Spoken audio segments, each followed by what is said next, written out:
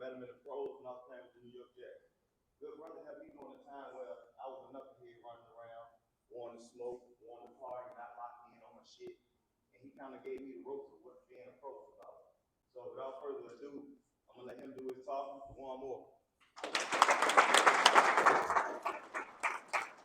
I appreciate that. Give honor to God. Appreciate it. I want to say thank you, Coach Sims and the whole coaching staff for allowing me to be here. My boy, Coach D, is like my brother, like you said, it's like my brother. First thing I want you guys to do tonight is I want you to give your coaching staff a round of applause.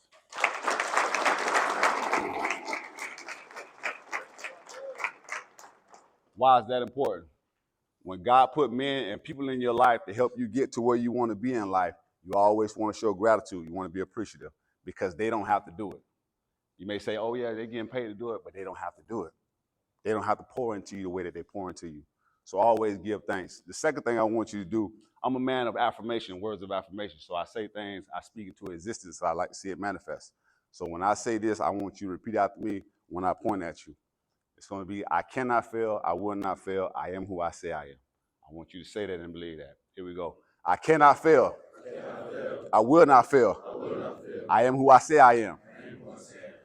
Life and death is in the power of the tongue, and those that love eat the fruit thereof. All right, so I love that. I speak those things. I got to share this with you guys today because what happened to me getting here, I cannot not share it.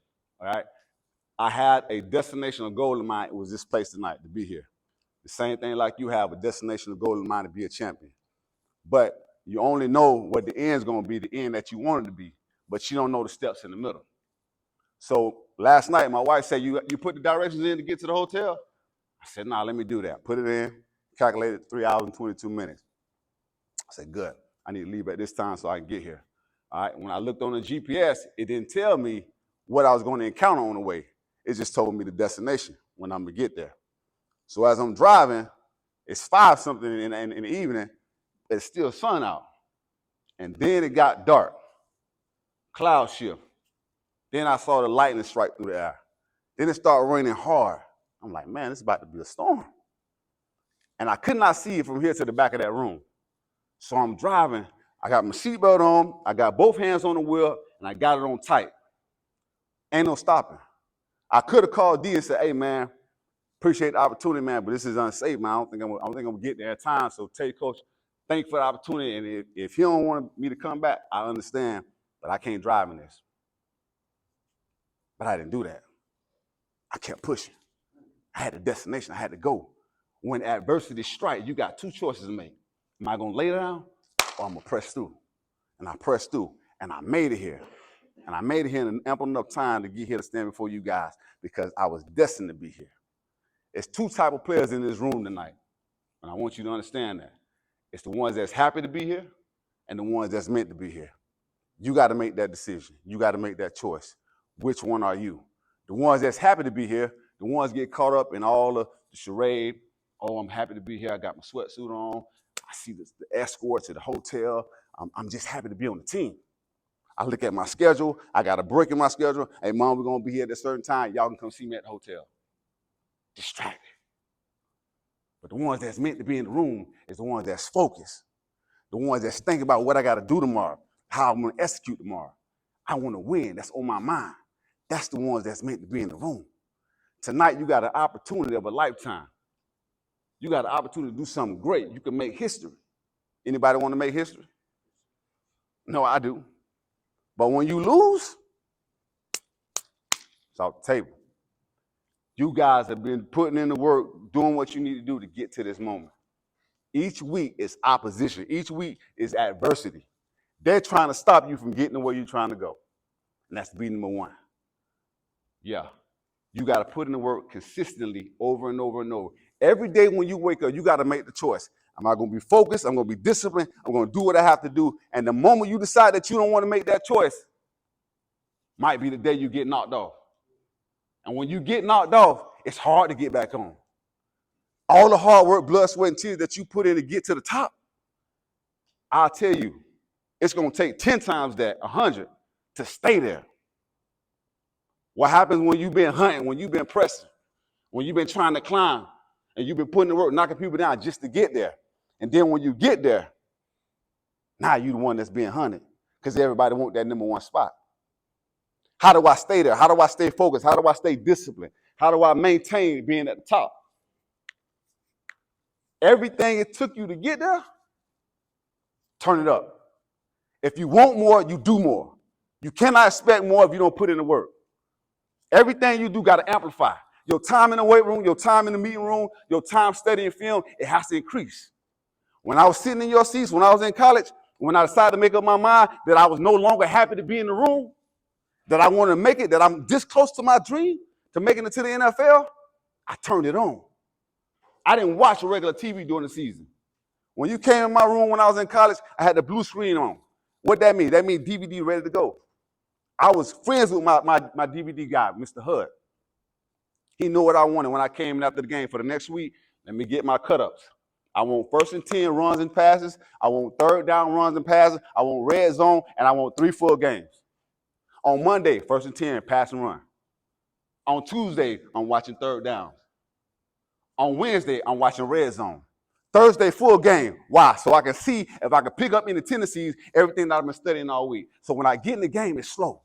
When I get in the game, it's slow down. When I get in the game and I see formation, I know what's coming. I had an opportunity of a lifetime when I got to the scouting combine. The Kansas City Chiefs was in the room. They had a screen up.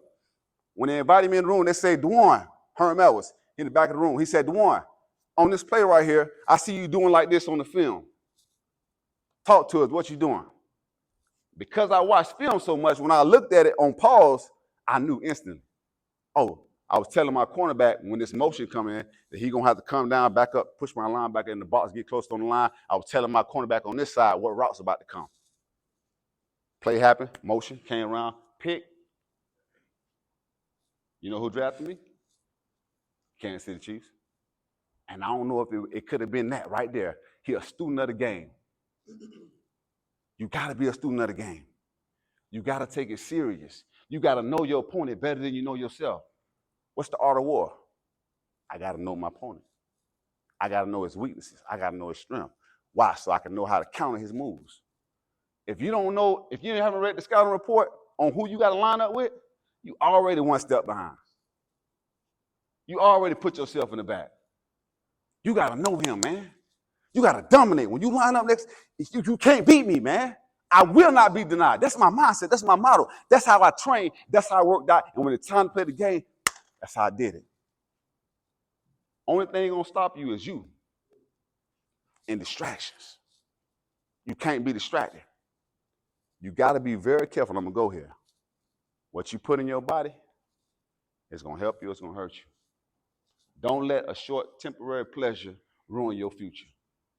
Something that you think make you feel good for the moment, cost you later. Tell you this right quick. I had a good homeboy in the Inland League. Didn't play his first year. Got drafted, didn't play. Decided he was going to go back home, smoke some weed with one of his hood homeboys. He didn't want to get himself detached from his past.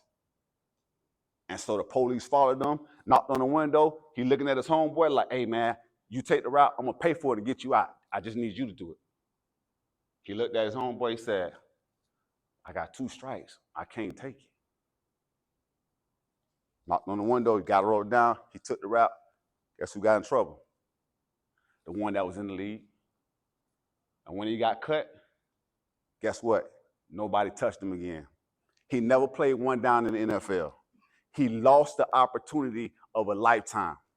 He made it, but he didn't have enough discipline to stay there. When you get to the top, baby, everybody gunning after you. Everybody coming because they want to be number one.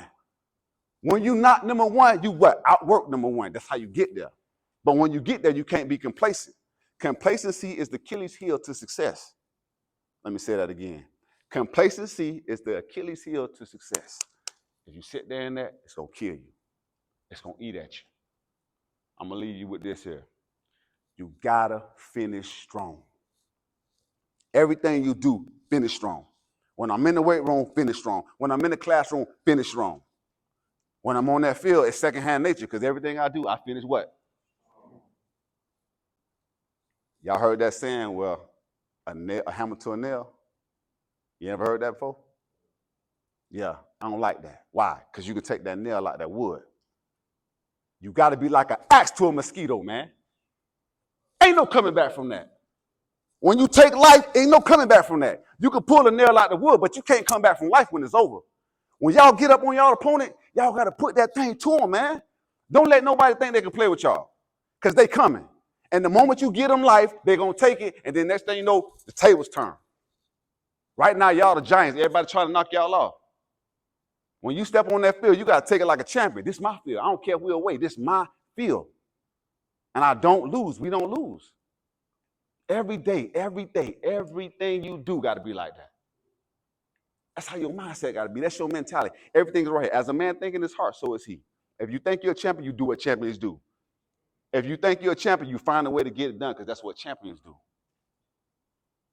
Now I'm going to ask you that same model that I asked you in the beginning to repeat after. This time, when I ask you who are we, you're going to say a champion. And you're going to say it like you mean it. Got that? Here we go. I cannot fail. I will not fail. I am who I say I am. Who are we? Who are we? Who are we? Hey, let's go get them tomorrow, baby. Hey, appreciate your time. Coach Mo, SpeakMoLife.